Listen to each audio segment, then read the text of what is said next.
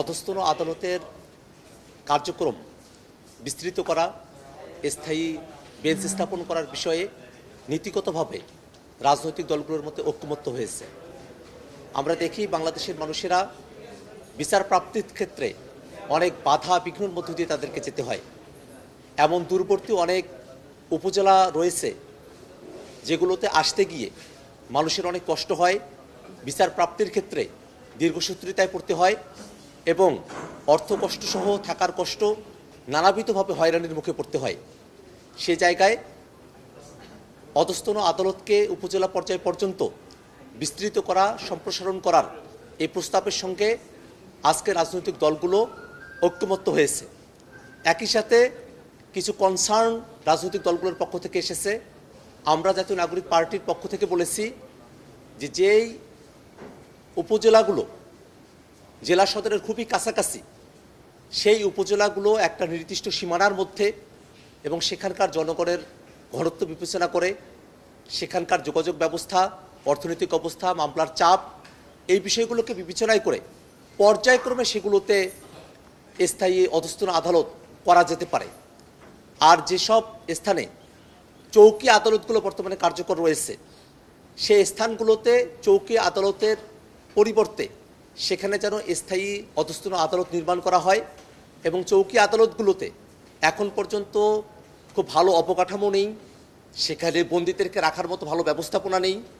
আমরা কমিশনের কাছে প্রস্তাব রেখেছি যেন চৌকি আদালতের পরিবর্তে যে স্থায়ী আদালতগুলো করা হবে সেখানে যেন পূর্ণাঙ্গভাবে আদালতের অবকাঠামো নির্মাণ করা হয় এবং বিচার প্রাপ্তির সকল সুযোগ সুবিধা সেখানে যেন নিশ্চিত করা হয়। একই সাথে অধস্তন আদালতের এই পুরো কার্যক্রমের সাথে যেন পর্যাপ্ত সংখ্যক বিচারক নিয়োগপ্রাপ্ত হন, যেন মামলা জটের ক্ষেত্রে একটা সহজ সমাধানের ক্ষেত্রে আমরা আগাতে পারি, সেই বিষয়ে আমরা পরামর্শ এখানে উপস্থাপন করেছি। যে লিগ্যাল এইড কার্যক্রমের কথা বলা হয়েছে সেটা জেলা পর্যায় পর্যন্ত রয়েছে এবং খুবই সামান্য পরিমাণে সেটা কাজ করে থাকে। তো এই লিগ্যাল এইড কার্যক্রমকে যেন উপজেলা পর্যায় পর্যন্ত বিস্তৃত করা হয় এবং কার্যকরভাবে লিগ্যাল এইড প্রদান করা হয়, সে ব্যাপারেও আমরা প্রস্তাব উত্থাপন করেছি। আর একটা বিষয়ে আজকে আলোচনা হয়েছে জরুরি অবস্থা বিষয়ে। মোটা দাগে রাজনৈতিক দলগুলো বর্তমানে সংবিধানের 141 অনুচ্ছেদে জরুরি অবস্থার যে বর্ণনার কথা সেখানে বলা হয়েছে সেটাকে সংশোধনের পক্ষে একমত হয়েছে। কিন্তু সেই সংশোধনী কীরকমভাবে হতে পারে তার ব্যাপারে মোটা থেকে এখানে ঐক্যমত্য আজ হয় নাই। কমিশনের তরফ থেকে বলা হয়েছে যাতে রাজনৈতিকভাবে জরুরি অবস্থা কোনো অপব্যবহার না করতে পারে সে ব্যাপারে যেন একটা ডিরেকশন এই মত উল্লেখ করা হয়ে থাকে। আবার একটা জিনিস বলা হয়েছে, মানুষের যে মানবাধিকারের জায়গাগুলো রয়েছে, নাগরিক অধিকারের জায়গাগুলো রয়েছে, সেটাকে যেন ক্ষুণ্ণ করা না হয়। সে ব্যাপারটাতে হাউজে এখন পর্যন্ত ঐক্যমত্য হয়নি। কিন্তু জাতীয় নাগরিক পার্টি এনসিপি মনে করে রাজনৈতিক দলগুলো জরুরি অবস্থা সংশোধনের বিধানকে সংশোধনের জন্য যে একমত হয়েছে, সেই সংশোধনী আসলে কোন দিকে হবে তার একটা গাইডলাইন আমাদের এখানে থাকা প্রয়োজন, যাতে জরুরি অবস্থার সময়টাতে তারও বিচার প্রাপ্তির অধিকার কোনোভাবেই ক্ষুণ্ণ না হয়, সেটা অবশ্যই নিশ্চিত করতে হবে।